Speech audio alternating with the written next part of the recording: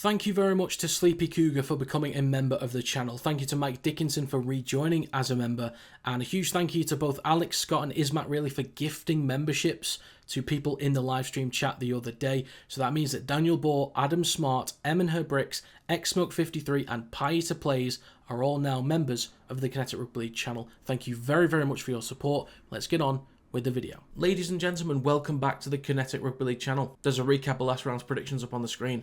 I got 3 out of 6. That's atrocious. That is utter garbage, mate. But as always, I'm going to back myself. I'm going to believe that I can bounce back this week. There's a 6 out of 6 available, and we're going to get it. So let's go on with the first game of this week. Kicking things off, we have the Leigh Leopards taking on Castleford Tigers. Starting with form, Leigh have won 3 in their last 5 Super League games. Castleford have won 1 in their last 5 Super League games. I think Leigh have been on a bit of a dip in performance in recent weeks. Some of the, the scores can look kind of close, or they've looked competitive at times, especially in the Leeds game a few weeks back. But performance-wise overall, from what they were maybe around a month to 2 months ago, there's been a slight dip. They're still strong, but just a dip to where they were peaking. They are up against a good opponent to at least build a bit more confidence this week, and a Castleford side that doesn't really know how to put points on the board and isn't really capable of slowing teams' progression down. That kind of narrative that I talked about with Castleford being able to have these incredible defensive displays where they'll just show up and keep teams out. It's actually been a while since they've done that at this point. Warrington, there was elements of it, but I don't think it was the same as what they've done prior. I just don't think Warrington showed up for that game, really. Castleford haven't really shown that in the last few months, to be honest. So I think Leigh, in terms of point scoring, should be fine in this one. Leigh did rest some players against Salford. They weren't great to start. Leigh were not a great side. They looked a little bit disjointed, a little bit less comfortable, because when you've got your normal lineup, you know how things go, you understand everything that you want to do, how you want to execute it. But I think with a few different pieces dotted around the squad, it just kind of took them a little bit of time to get into the groove of the game. But they should be much better this week. I don't think they'll be willing to rest as many players. They'll stick with a more typical lineup for this one, is my assumption. Castleford have scored an average of 4 points per game in their last 4 games. 4 points per game. They've also conceded an average of 44.4 points per game, which is absolutely shocking. If you take out the Leeds game as well, the points conceded per game is still 38.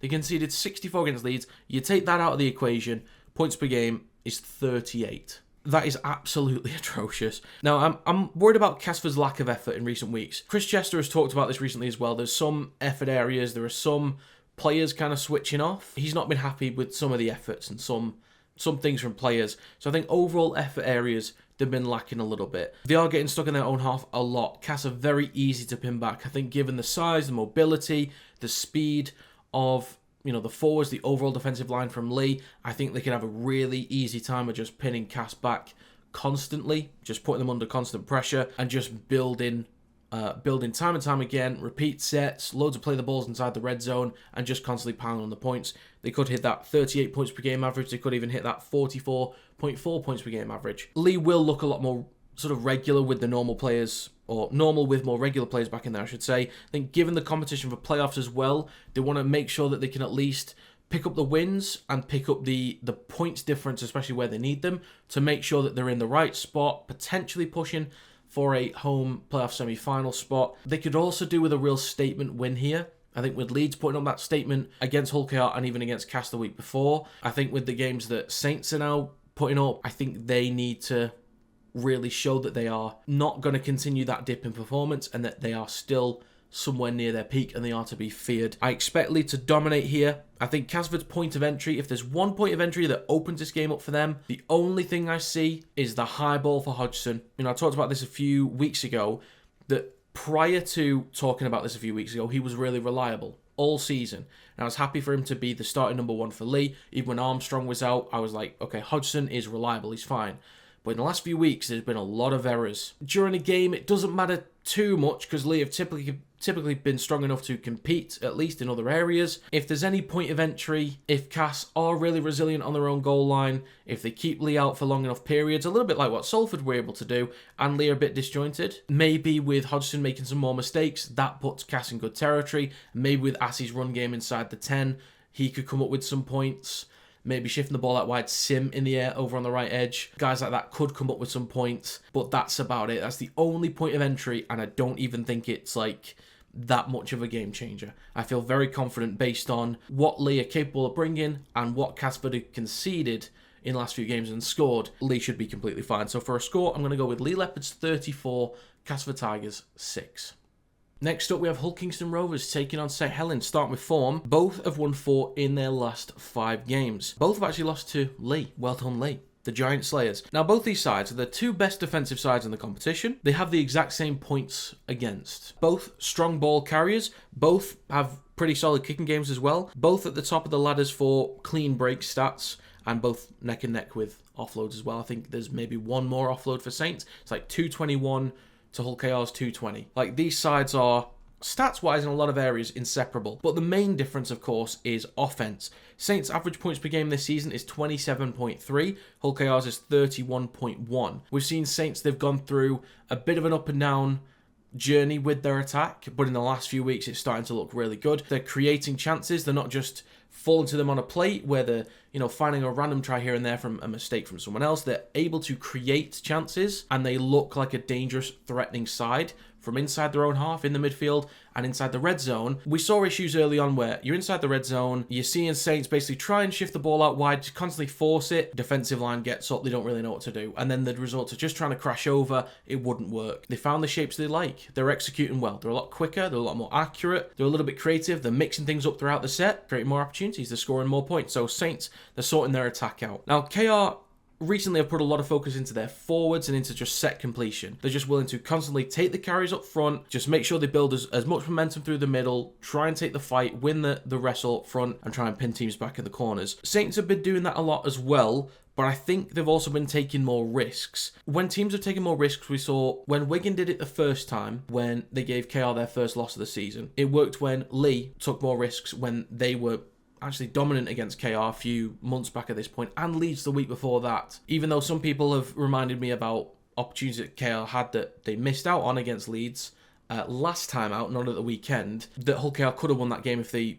actually took their chances, but Leeds still competed through the middle, and every time that KR have lost, teams have been shifting the ball out wide. They've been stretching that defence. And one thing I noticed a lot is when Leeds move the ball down the left edge in particular, they start to come back to the right. The amount of space against KR's left edge defence, there was an abundance of it. It was wide open. I think Leeds could have taken more chances. So if Saints are more willing to take risks and shift the ball, that can stretch KR's defence. And if they look a little bit uncomfortable like they did against Leeds, that could be a point of entry for Saints. Now, Saints will slow down the ruck a lot. So they're one of the better teams at being able to do it. People will say that that's an issue with the referees not calling out really slow play the balls. There should be more penalties. But the thing is, if Saints are getting away with it regularly, there's a good chance as well, it might not just be the refs just letting them do it, but there's a good chance that they are manipulating the ruck in such a way, they're just perfecting how to slow down the ruck. And they will be able to get their defensive line set. The same with Leeds, that when they got their defensive line set at the weekend, they pushed up quickly as a line.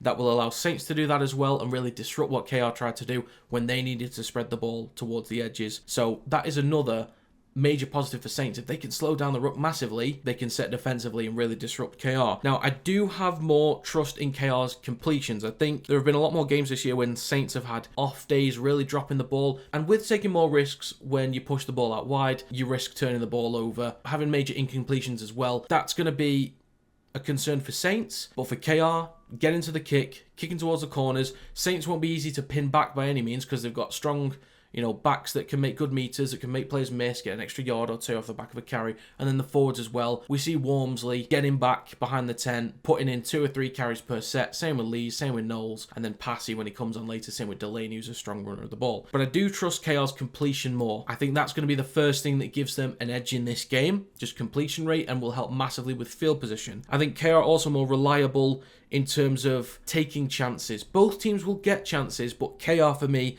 still more reliable over the course of the season and even in recent weeks as well at taking chances. Saints have improved in those areas. Defensively as well, there is still more trust in KR right now to handle the bigger games. Saints have shown up in a good handful of big games this year. Both games against Leeds, the game of the weekend against Hull FC, against decent attacking sides. They can show up for the big games, but I think KR have shown up for the bigger occasions. And defensively, I think are more reliable here as well. And they don't mind getting into the back and forth. They don't mind it. Maybe the forwards are a little bit tired. They've had to go through a lot of work this year. I think it's them and Warrington have played the most games if you take the Challenge Cup into account. But I think KR will bounce back this week. It'll be a fairly low-scoring game, grand final feel. So for a prediction, I'm going to go with Hull Kingston Rovers 16, St Helens 12. Next up, we have the Warrington Wolves taking on Salford Red Devils. Starting with form, Wyatt have won 1 in their last 5 games. Salford have won 0 in their last 5 games. I think we all still assume that Warrington should be fine in this one, just based on the potential for lineups. But at least Salford against Leigh, they had a few Super League regulars in there. So they had Justin Sangara, they had Joe Mellor, Rowan Milnes, Wilson, and they had Logan Lewis as well. They had guys in the halves that could control things a little bit better, set more of a tempo, and would have a kicking game, especially from Rowan Milnes. It's the edges that I'm concerned about mostly, because they're likely to be academy lads or players out of position, like they've used Whitehead or Russell in the centres at some points. It's the edges that I'm concerned for Salford in this one. But through the middle, honestly, compared to what Warrington might be able to have up front, through the middle might be fine for Salford, honestly. For Warrington, some of the effort areas have been poor. They've looked really lethargic at times. One of the major problems with Warrington, though, is just in possession, looking a little bit clueless. There are a lot of things with Warrington's DNA this year that Salford have in their favour. Now, kicking from Sneed could be enough this week, but the lineup's going to be interesting for Warrington because against Huddersfield, it was still realistically possible to make playoffs, whereas now it's no longer realistically possible. They'd need Hull FC to lose a bunch of games, like a ton of games. They can only win maybe 2 of their remaining games, and they need Wakefield to now lose to Hull KR and Huddersfield and Castleford. And then Warrington need to win all their games as well. So we'll see how that goes. So Hayes might be starting in there to replace him. We'll see. Maybe defensively he's a little bit more solid. His kicking game might still be fine. I don't think it's as good as Sneed's, to be honest. He's still got a bit of a habit sometimes just kicking straight to the back 3 receivers, and it does my absolute nut in. But I think a lot of Wire kids might be playing. Luke Thomas might get some more game time, so we'll see how he does. Maybe Max Wood. Hopefully Max Wood gets some more game time. Holroyd might start. I think there's a real chance for a Salford upset here, and that's horrible to say. Effort areas could be above Warrington for a start. I think Wire basically, as they can't realistically make playoffs, if they're starting team in there, I think they're actually more likely to drop off in effort as well, whereas the academy lads would put in more effort. I'm only going to lean towards Warrington for 2 reasons. I think just overall individuals. I think that's going to be the main difference, is there will be some of the first team in there that will make a difference, whether it be Dufty at 1, whether it be Williams, whether it be Sneed, whether it be some of the forwards, some of the guys on the edges. I don't know what the lineup's going to look like this week. It's actually very questionable, but I think there'll be just enough top level regulars in there for Warrington that over the course of 80 minutes they will just find a way to make it happen. There is a real chance that Salford, if they carry the ball well, they kick well with the guys they've got available in the halves, they could do something and pin Warrington back, because through the middle Warrington are not a good side, actually a very small pack, and it's just towards the edges where Salford could struggle. So for a scoreline in this one, I'm going to go with Warrington Wolves 22, Salford Red Devils 12. Next up, we have Hull FC taking on Leeds Rhinos. Starting with form, Hull have won 3 in their last 5 games. Leeds have won 4 in their last 5 games. Hull will continue to be without Price and Asiata. That means their attacking threat is weaker once again. Price is huge for off-the-cuff plays. He's huge for connection towards the edges, breaking defensive lines out wide. And then Asiata is huge for can be carries through the middle or just keeping that flow, keeping the execution nice and clean when moving the ball from the middle towards the edges. It's going to be a big loss again for especially a game like this, because they've just had to take on Saints without them, and having them in there I think could have made maybe not a huge difference, but would have possibly changed the game slightly. But against a great defensive side like Leeds, could be an issue as well. Now Caesar is back in again, huge for kicking. That is massive for the kicking, the placement of the kicks, trying to pin Leeds back in towards the corners. Also run game as well. I think Caesar's run game this year has actually been a little bit underrated. He's been able to break lines himself or just kind of get his arms free, get some offloads too. You pair that with,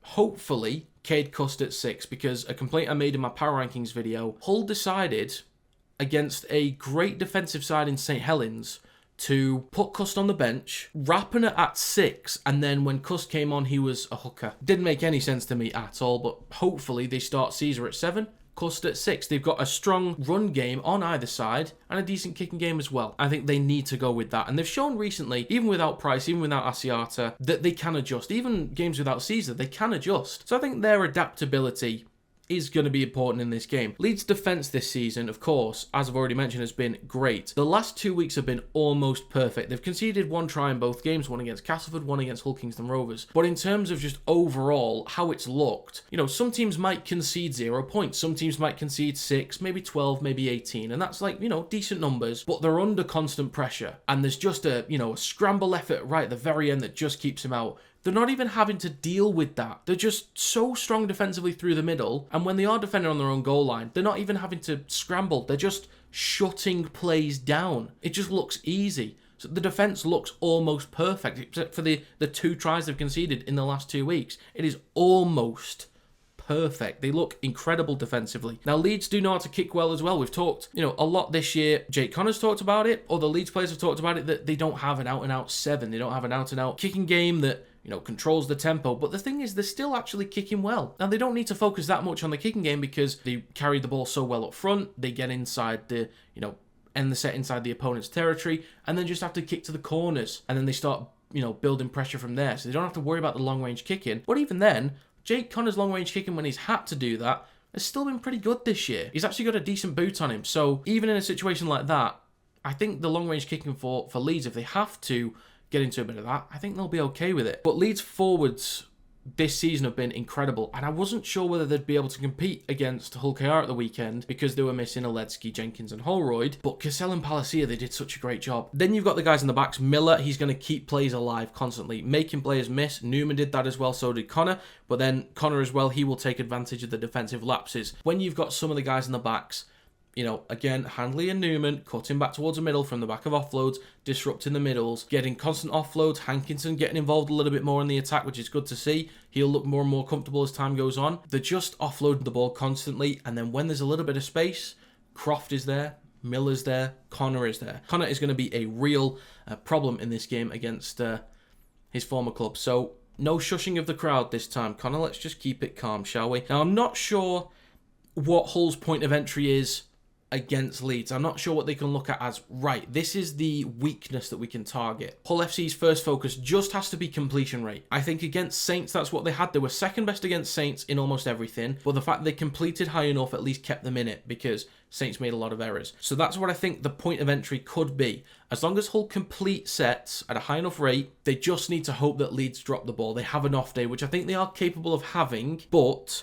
that's it. Now, Hull FC, they do have a big enough pack. They are a big enough side, they're a quick enough side, a skillful enough side to at least compete throughout the game well enough. Leeds are on a higher level right now, though. This is kind of what I said about KR against Leeds last week, is that I think KR's standard is higher than Leeds. They need to push up to match it. For me, this is the same, and this is what Hull FC dealt with against Saints. Saints' standard is here, Hull's was there, they have to push up to match it, and that's the same.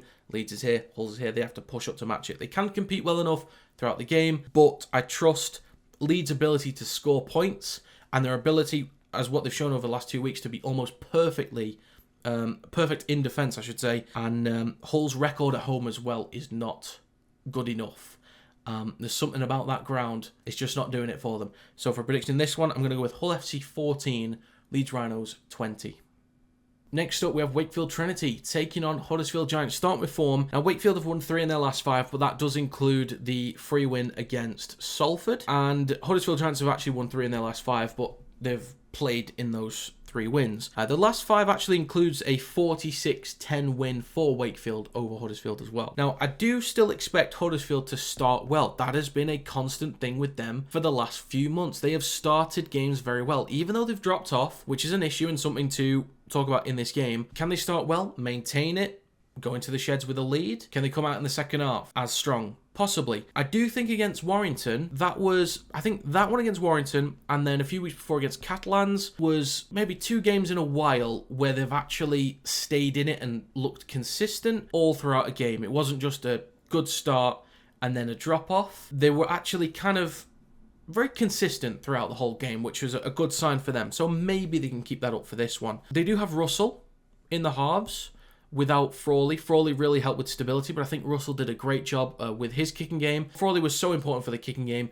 I don't know if Russell is the same in terms of execution in that department, but he certainly kept things steady against Warrington. Then you got Flanagan with his pace, his skill. I think a lot of those backs, a lot of the players towards the edges for Huddersfield, in some games recently, they're really switching on. They're really getting involved with offloads. They're trying to be in support. The efforts with trying to shift the ball out wide. You see a lot of energy with Huddersfield to start games. I think with those two guys, of Russell and Flanagan, they can keep the game alive for the Giants. Now, Wakey also have a big pack, same as Huddersfield. Huddersfield do have a big pack, but Wakey have got a big pack as well. I think Wakey's is more mobile, whereas the Giants is more impactful. So for Wakey, it's going to be more about quick play the balls. For Huddersfield, it's going to be more about meters per carry. So if Wakey are trying to pin Huddersfield back, I think Huddersfield might find it easy enough to work the ball up the field. I think there'll be some sets where they'll be pinned back. There'll be some sets where they make it inside Wakefield territory. On average, maybe get up towards the 40, that kind of thing, and kick inside their own half. I think Wakefield's size can get them out of trouble, whereas on the opposite end, Wakefield, if they're ever,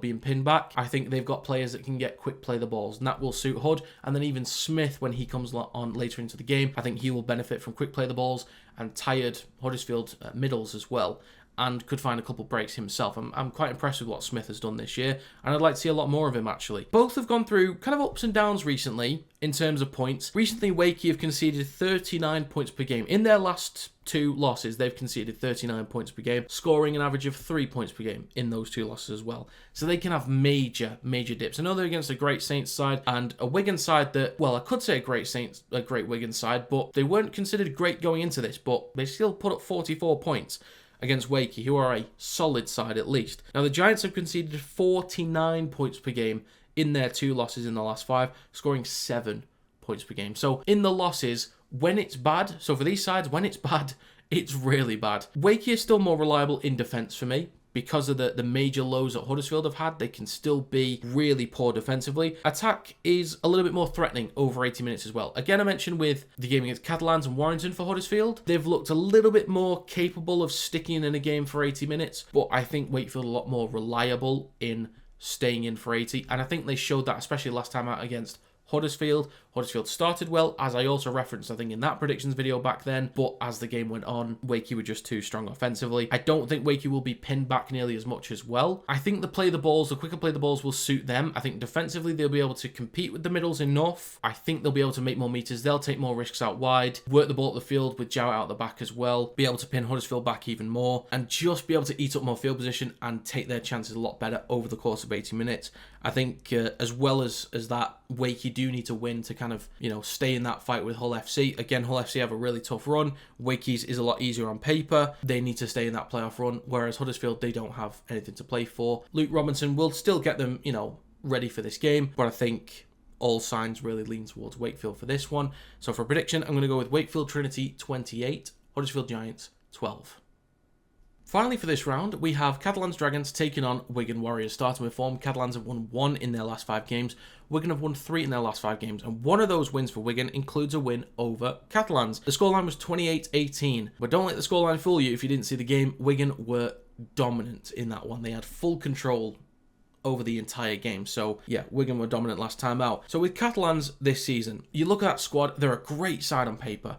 Big forwards, experienced backs, but they just haven't been able to make it work. They haven't been able to put it together. I don't know why.